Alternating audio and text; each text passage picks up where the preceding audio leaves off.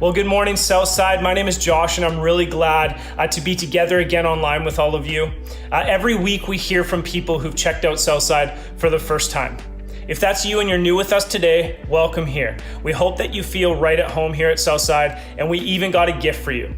All that you have to do is text the word HELLO to 604-670-3040, and we'll make sure to send you a $5 Starbucks e-card within 24 hours. Some of you may not know, but 2 years ago, we set up something called the Sunshine Fund. It's a part of our budget that we set aside to reach out and bless families of people in our community battling with critical illness. Recently, we were able to drop 20 Sunshine boxes off at the Abbotsford Cancer Center, filled with hundreds of dollars of prepaid visas, notes, and videos of encouragement from our church. We left them with their amazing nurses to distribute them to patients who they felt needed the support the most. Stories are already coming in, and we'll compile them soon, but for now, I just wanted to say that we received a text from one of those nurses, and she was telling us a little bit about what it's been like for some of those patients to receive those boxes. She said that unexpectedly handing those boxes out to people has been profound, and nurses keep getting called over with the call button, as patients are in tears and shock and so very thankful. They pass on their thanks to all of you, and we can't wait to share more. The Sunshine Fund is just one piece of all the hope and help that God is able to bring to our world through all of you. If you'd like to help fund more amazing stories like this, taking that step is easy. You can text us GIVE to 604-670-3040 or visit our website, southsidelife.com, where you'll see all your giving options, including e-transfer and credit giving outlined for you. Thank you for helping us reach people who really need it. And now let me throw it to Corinne as we get ready for the service today. Hi Southside, it's Corinne here. I just wanted to take a minute together today to just pause and recognize a couple of things. Back in March, when it became clear that church as we knew it wasn't going to happen for a while, without really thinking about the significance of what we were doing, we launched a new campus of Southside Church. Through the trials and the problems that came along with COVID, God did some very incredible things through Southside Church online, reaching people literally all over the world, seeing many of them begin a relationship with Jesus for the very first time. And this week marks the very last week we will have only one campus of Southside Church.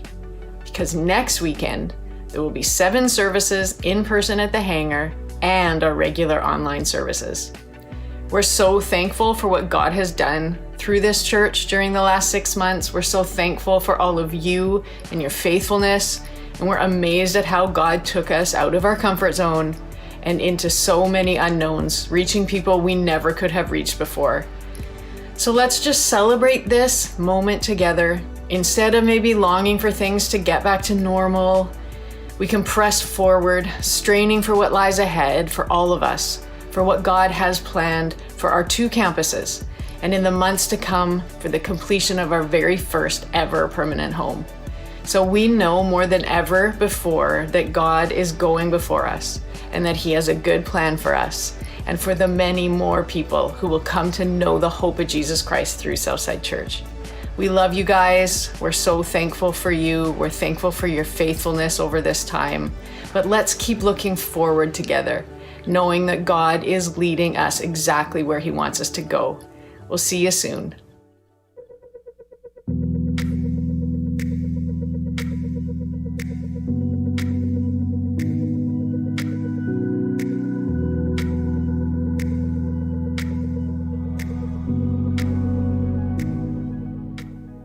So it's rebuilding time. And truthfully, it's going to be a minute. Because when we look at our world and we look at our culture today, what we realize is that there's a lot of rebuilding to do. Culturally, relationally, emotionally, even financially, it's rebuilding time.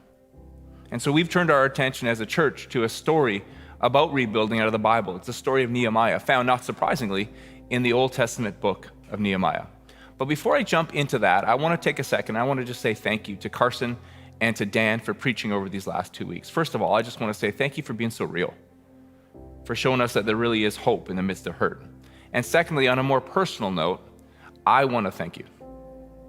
You know, we talk about the fact that it's rebuilding time for the world, but it's also rebuilding time for us individually. And I said a few weeks ago that 2020 has kind of left me feeling sad, overwhelmed, and exhausted.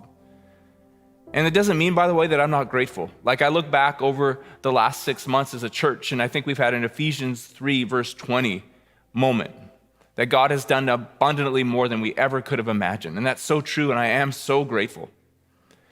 And it doesn't mean that I'm not proud. Like, I'm proud to be a part of this church called Southside, this group of world changers that have asked these two questions: if not us, who? And if not now, when? I love it. We've stepped up instead of stepping back. And it doesn't mean that I'm not expectant. Like, I really do believe that the best is still yet to come. But having said all that, personally, kind of got feeling sad, overwhelmed, and exhausted. And these last 2 weeks, Carson and Dan, you gave me a chance to step back for a bit and find some silence and find some rest, and I really do appreciate it. So I want to take a second today, and I want to look at kind of the first 9 chapters of the book of Nehemiah. What I want to suggest to you is that if we look carefully at the story of Nehemiah so far, what we'll see that there are 3 C's of rebuilding. The 3 C's of rebuilding. And what they are is they are compassion, cooperation, and connection. So let's start here. Let's start with compassion. Because if you open up to the story of Nehemiah, one of the first things you see is compassion. Right? Nehemiah is living in Susa, the capital of the Persian Empire. He's living a life of privilege. He's the cupbearer to King Artaxerxes, living in the palace. And yet when he hears about the suffering of his Jewish brothers and sisters in Jerusalem, Nehemiah is filled with compassion. When he finds out that the walls of Jerusalem are down and the people are afraid, anxious, and vulnerable, Nehemiah begins a 1,200-kilometer journey from the palace of Susa to the broke-down walls of Jerusalem. And what I want to suggest to you, and what I want to suggest to me, and what I want to suggest to us is this: that if we want to live the life that we were created to live, we need to take that same journey from the palace of Susa to the broke-down walls of Jerusalem. It's a journey of compassion. What I'm saying is that if you want to live a blessed life, if you want to live a fulfilled life, if you want to live a meaningful life, if you want to live a life full of purpose, you need to have compassion. It's really important. Like Jesus said it this way: love your neighbor as yourself. Love your neighbor as yourself. Now, it's interesting to think, by the way, that Jesus didn't step into human history with a series of code words and secret handshakes to get into his club.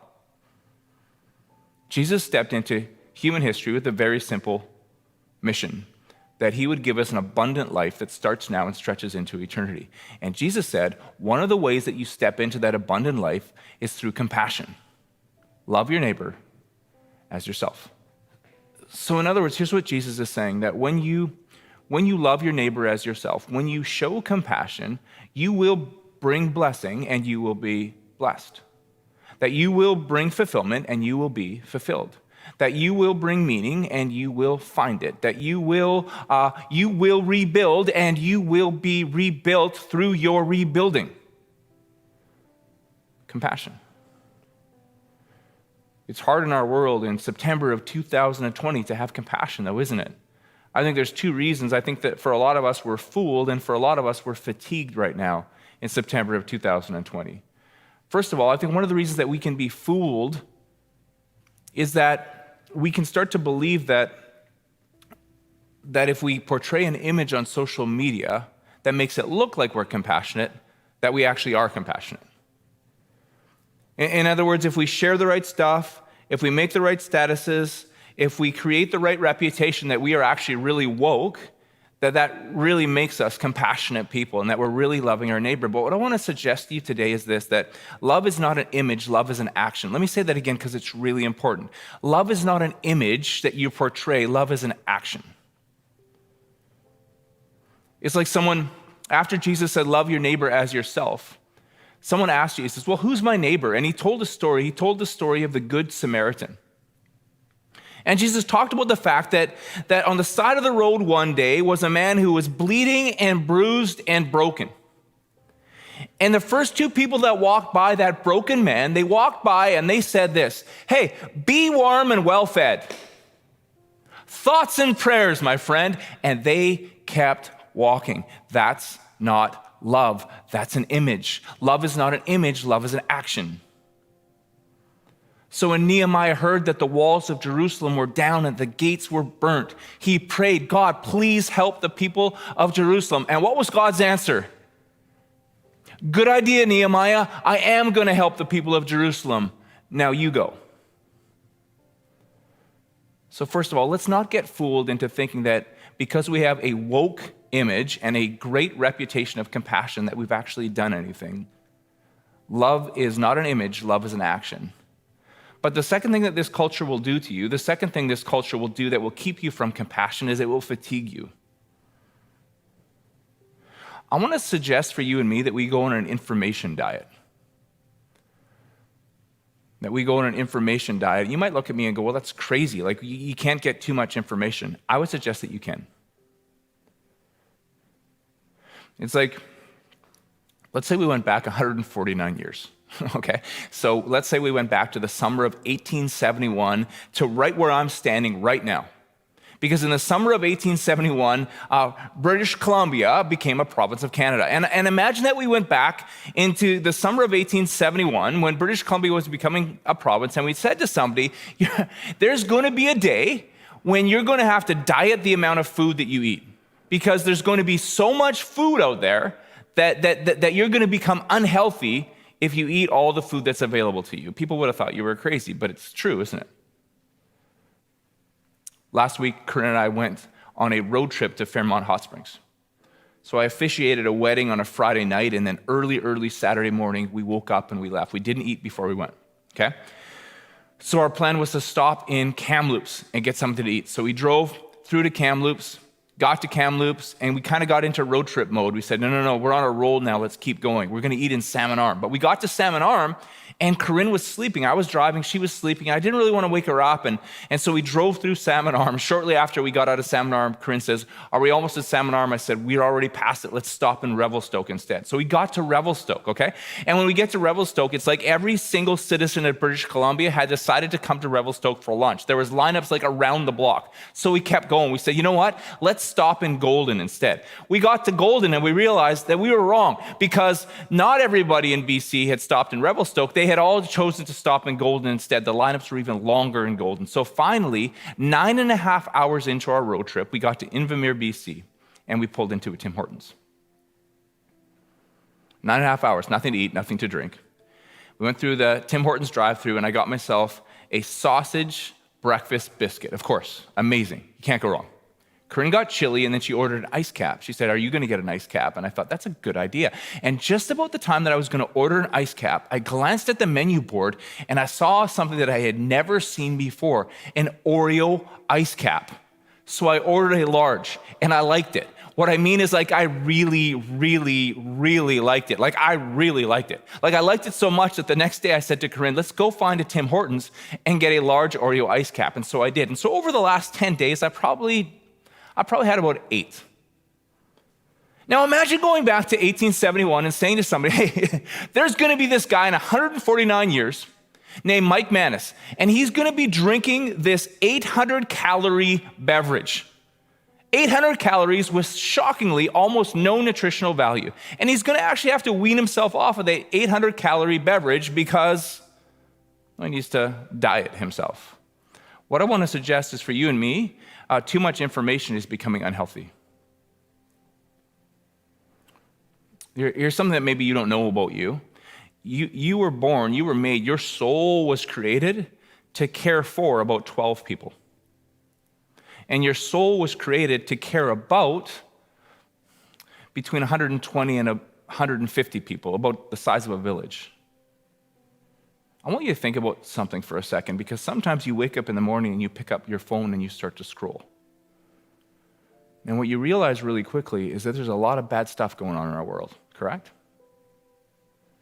Like there's famines and there's floods and there's fires and there's tornadoes and there's hurricanes and there's earthquakes and there's a pandemic, did you hear? And there's sickness and there's suffering and there's racial injustice and there's protest and there's people yelling at each other and hating each other.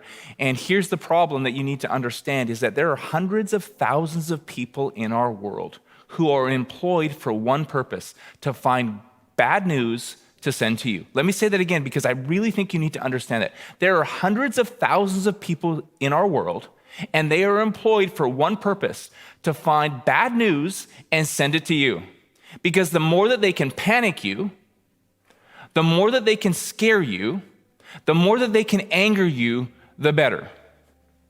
So I want to say again to you, so you woke up and you scrolled, and in 3 minutes, you found all of that bad stuff, and yet you're a person who was born to care for about 12 people and care about 150 people. Well, now you hit what sociologists call compassion fatigue.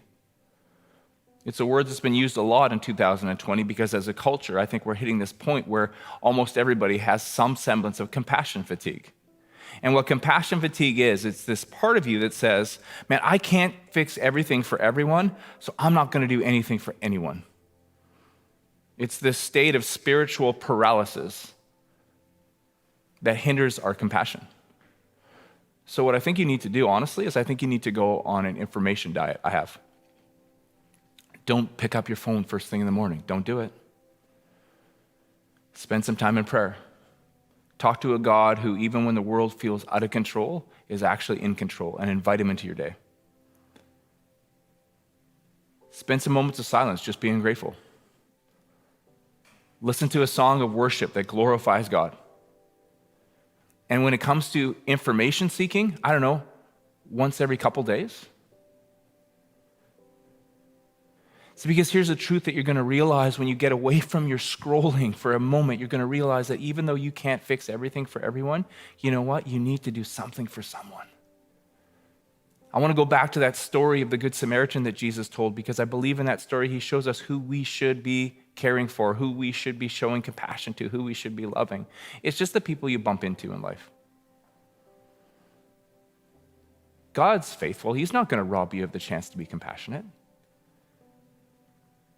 You need to love the people that you bump into in your life. So if you're single, that means you're close friends. If you're married, you can start with your spouse. You're going to bump into them all the time. If you're a parent, it's your kids.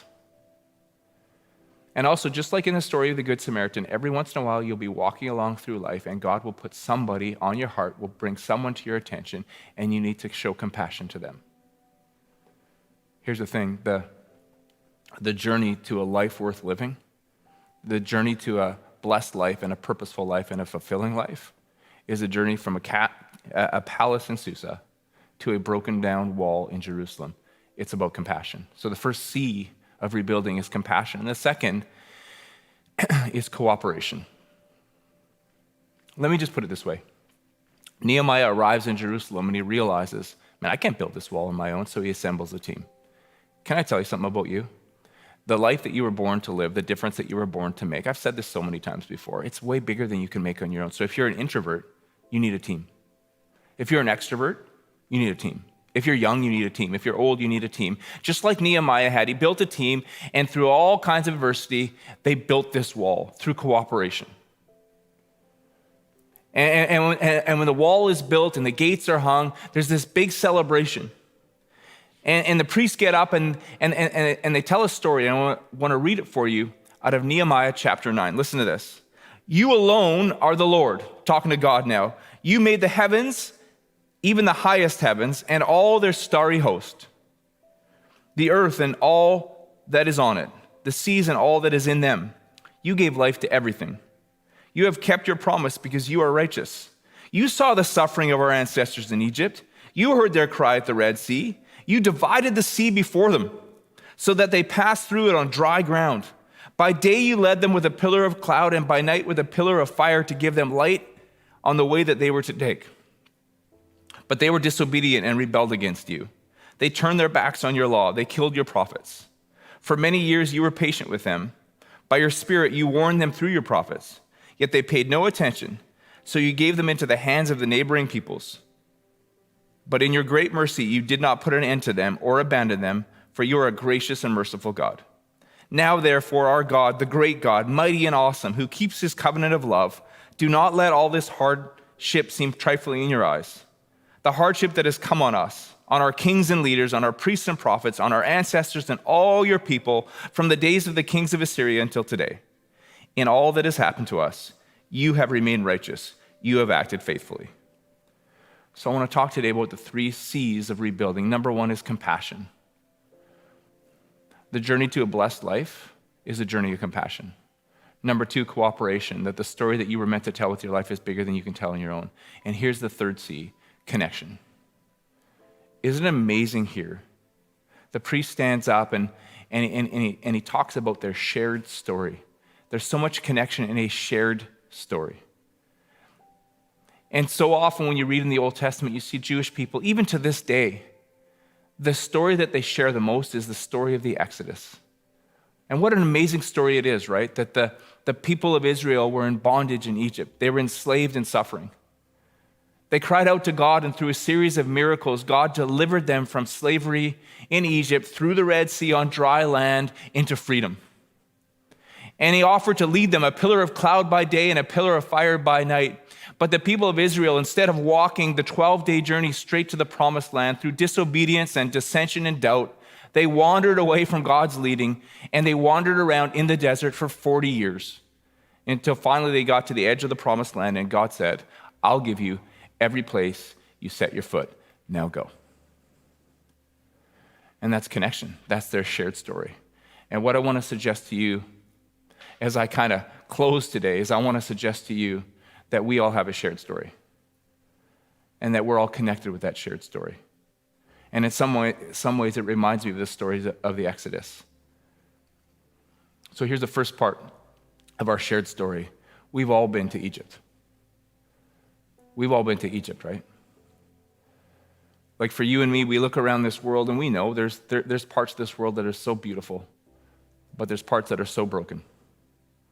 We look around our world and we see sunshine, but we also see suffering. We see some parts of our world that are so dependable and yet other parts that are so uncertain. We've all been to Egypt, right? I remember back in April of 2019, Corinne and I flew down to Palm Springs shortly after we had done our Easter services for that year. We have a couple friends who have a beautiful home down in Palm Springs, and they said, hey, why don't you go down for about 10 days and just get some R&R? And we said, man, that's a great idea, thank you. So we flew down to Palm Springs, and we rested.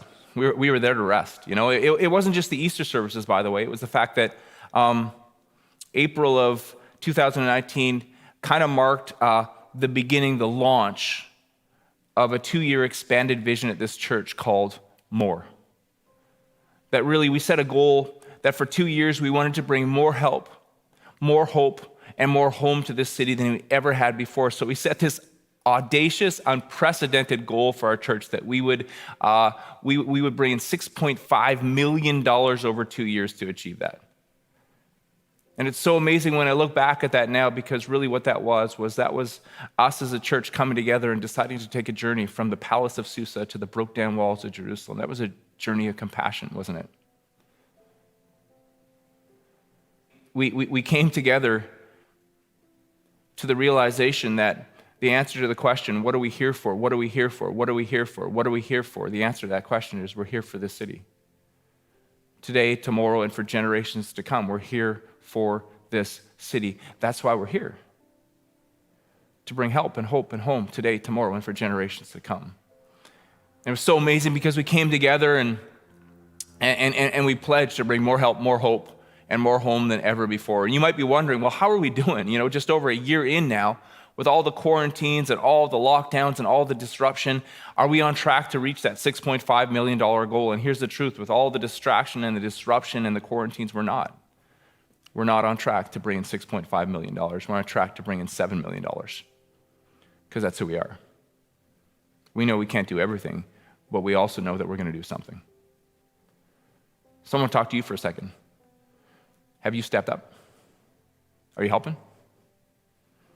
Because I will tell you this, the journey to a blessed life, the journey to fulfillment, the journey to meaning and purpose and joy in your life is a journey of compassion.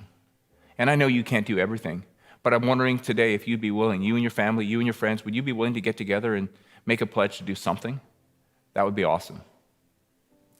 So anyways, we get down to Palm Springs in April of 2019, and I remember about 2 hours after we landed, I checked my phone and I realized that I had multiple missed calls from our son Lucas.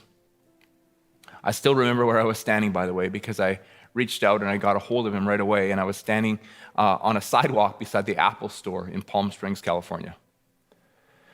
And when I got a hold of Lucas, what I found out is that Andrew Milner had died.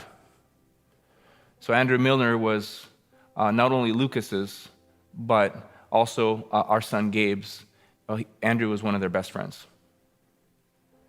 He had drowned in a canoeing accident. And I remember standing there on the sidewalk, and it felt surreal, and it actually still does. That this 21-year-old kid, so full of joy, so full of hope, so full of life and encouragement and enthusiasm, was gone. And so our 10-day trip radically changed in that moment. I remember so many nights over those 10 days that Corinne and I would be sitting in the backyard of this beautiful place in Palm Springs. And we both have our phones open, and one of us would be FaceTiming Lucas and Lexi in Calgary, and the other would be FaceTiming Gabe and the rest of the family in Chilliwack.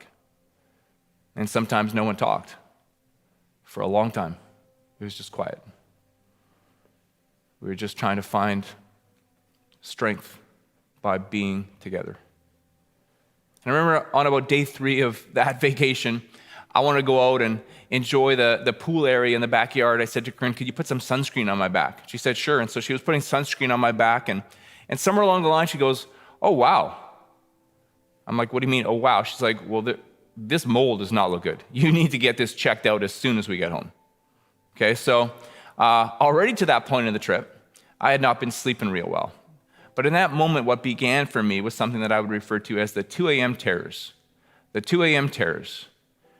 And it wasn't so much this thought of, like, I'm so scared about this mole. It was this realization, this crushing realization that although we look around the world and there are so many things that we can depend on, the truth is there's uncertainty in this world. There's uncertainty in this world. And we were just coming out of walking with our dear Maddie Hardy as she battled cancer and won. But it was this thought of, like, man, bad things really do happen to good people.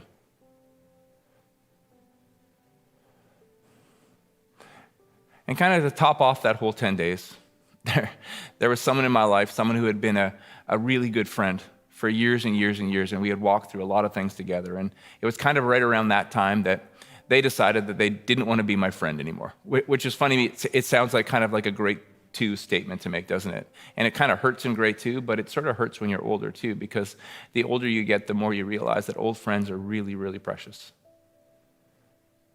Now I tell you all that because you've been there, right?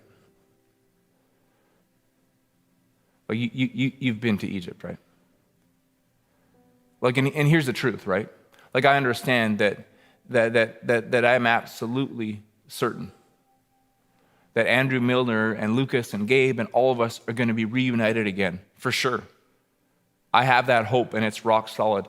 But it's interesting in this world because you can have hope and it can still hurt, right?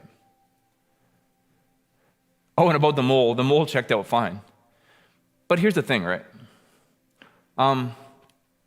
You and me, like, you are a soul. You are an eternal soul. But in this moment of time, you live in this temporal body, and you're never going to wear out, but that body's not. But that body is going to wear out one day, and that's hard to take. And that's the uncertainty that we live with. Do I have faith that one day we're going to get new bodies, and we're going to live forever, and it's going to be awesome, and there's going to be no sickness at all? I have rock solid faith in all of that, but you can have faith and still feel fear, right?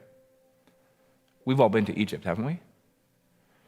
And when I think about Maddie Hardy and how bad things do happen to good people, I'm absolutely certain that one day,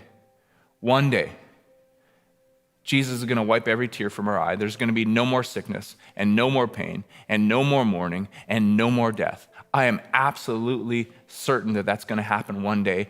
And I can have that certainty about one day, but I can still struggle this day, right? Like, we've all been to Egypt, haven't we? And when I look ahead to heaven, I think to myself, man, one of the coolest things about heaven is that the people that are going to be there from every era, from every nation, from every language, with every skin color, we're going to be there together in perfect unity. But it doesn't change the fact that while that day is exciting, this day can still be painful and hard.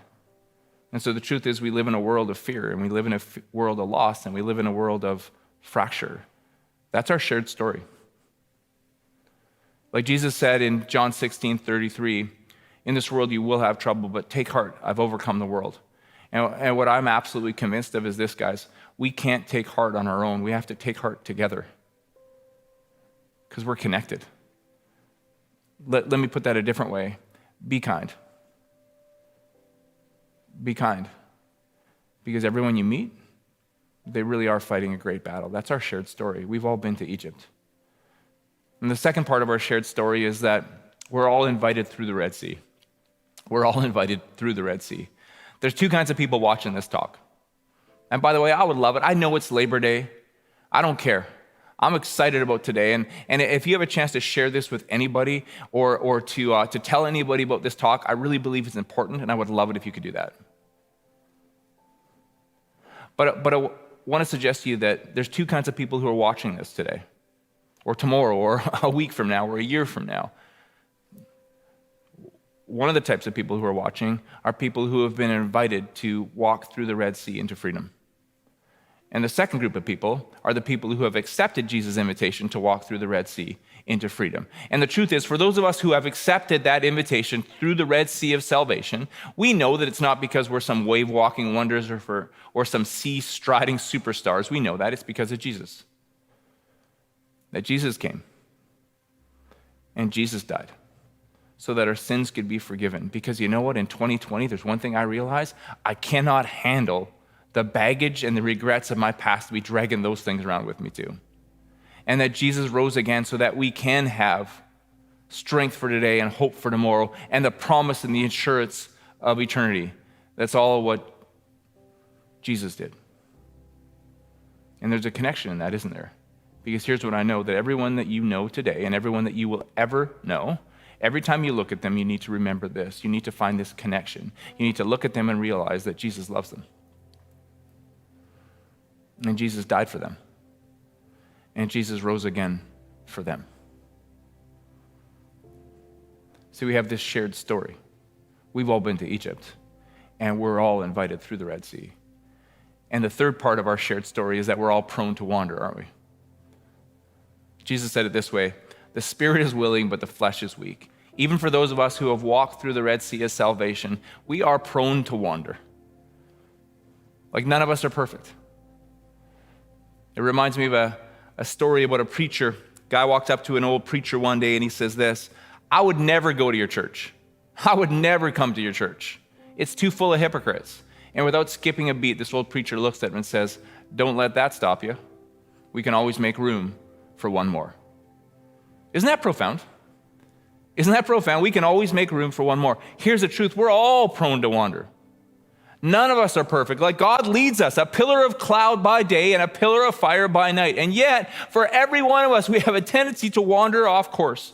And what I want to suggest is that we can find connection in that. Not that we would walk around and pretend that we're all perfect or pretend that the other person is perfect, but we would come to this point in our lives that together, more and more and more and more and more together, we would follow that pillar of cloud by day and that pillar of fire by night, the road to a blessed life. And I want to give you one more area that I think that we have a shared story that could bring us connection. I think God still promises us. I think God still promises us that he'll give us every place we set our foot. That I believe that if we take a faltering step in the right direction, that God will honor that. And that God will use that. So can I make a suggestion today? Can we take some steps in the right direction today? September 6th, 2020. Here's one. Can we take a step of compassion? And can we understand that it's not about an image, it's about an action? And can we understand that it's not about fixing everything for everyone, but can we all do something for someone today? Because I know the road to a blessed life for you is a road of compassion, so we need to put our foot down and take that step. And secondly, can we take a step of cooperation? Can we all just come to the realization, whether you're an introvert or an extrovert, whether you're young or whether you're old, can we understand that the life that you were born to live, the life that I was born to live, it's way too big for us to do on our own. And finally, can we take a step of connection? In a world right now that seems to be focused on everything that should be pulling us apart, can we decide that we're going to start looking at each other and ask what could be pulling us together? Connection. The 3 C's. The 3 C's of rebuilding. Number 1, compassion. Here's the truth. As you rebuild others, you will be rebuilt. Number 2, cooperation. The wall that you were born to build with your life is way too big for you to build on your own. And finally, number 3, connection. Be kind. Everyone you know is sharing your story. Be kind. I want to end with a prayer. I want to invite you, if you've never invited Jesus Christ into your life, if you've never walked through the Red Sea of salvation, what I'm telling you is on September 6, 2020, can I be honest with you? We can't afford to drag that baggage from our past and that fear from our future around any longer. There's enough to deal with today. And Jesus came and he died so that all your sins could be forgiven. And he rose again so that we can have hope for tomorrow, an abundant life that starts now and stretches into eternity. So if you've never invited Jesus' life, it's not about being a wave-walking wonder. It's about accepting his gift. If you've never done that, I invite you right now. I'm going to pray out loud, and wherever you are, in your living room, in your boat, in your car, in a coffee shop, I would just invite you to pray along with me. Let's pray. Jesus, thank you. Thank you that you came and that you died and that you rose again. Today, humbly, I come before you, and I just ask you to be my Savior. I hand you all my sin and all my shame and all my baggage, and I pray that you would take it and give me a clean slate. And Jesus, today I also invite you to be my Lord. I pray that you would lead me with a pillar of cloud by day and a pillar of fire by night, that step by step by step, that I would walk into the blessed life that you've called me into today, tomorrow, and forever. I pray all this in your name. Amen. Hey, by the way, if you just prayed that prayer, I would love it if you could let us know.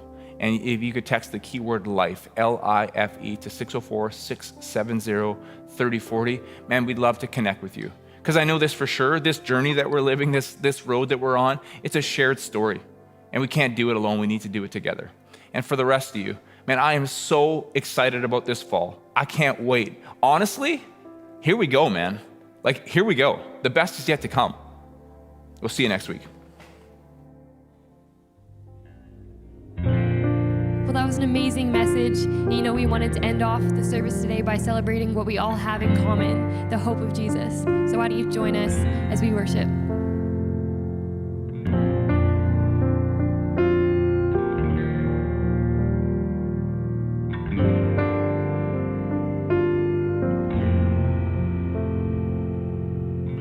I see your face in every sunrise. The colors of the morning are inside your eyes. The world awakens in the light of the day. I look up to the sky and say, you're beautiful.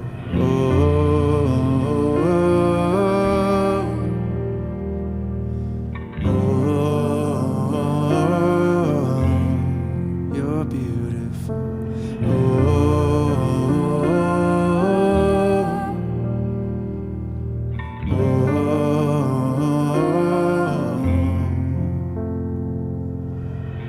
I see your power in the moonlit night, where planets are in motion and galaxies are bright.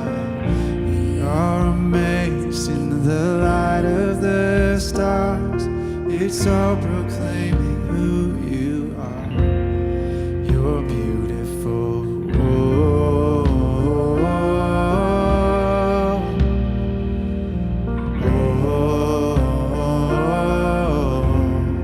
You're beautiful.